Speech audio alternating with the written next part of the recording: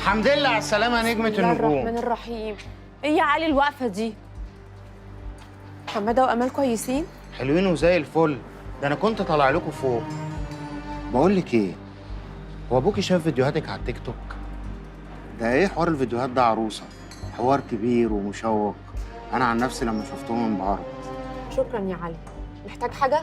لا أبداً، أنا بس خايف أبوكي لو شاف الفيديوهات دي يزعل. وهيزعل من ايه يعني؟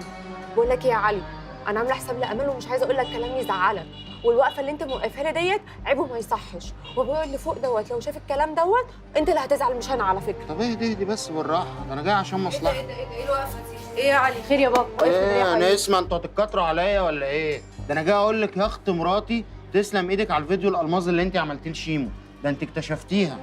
وكنت يعني جاي لها عشان مصلحه كده، هطلع لها من وراها باب رزق وهتنطرها لفوق نطره جامده قوي.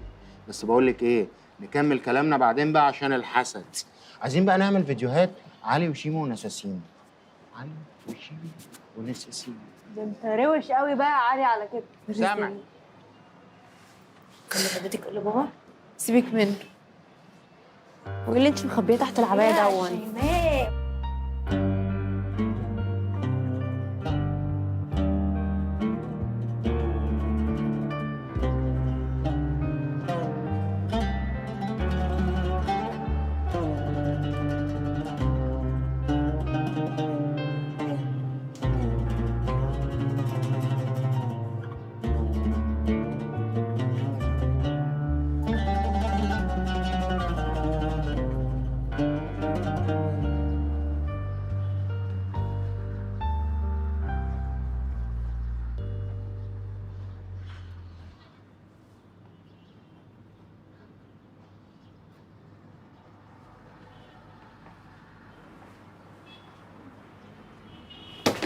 صباح الفل.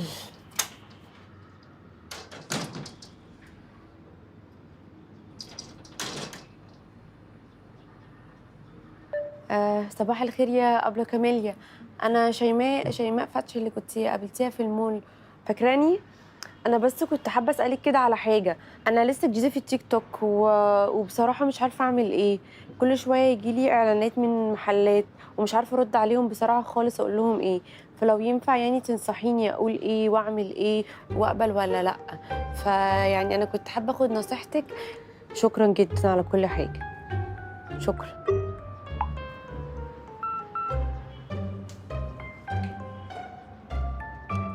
يا ابن العسل. صباح النور يا حسن.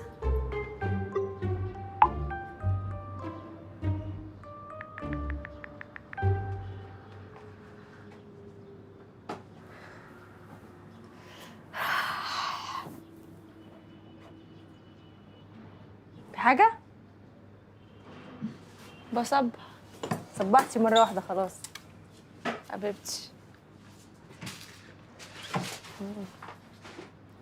هي مستكبرة عليا يعني قبل كاميليا؟ ما ترد.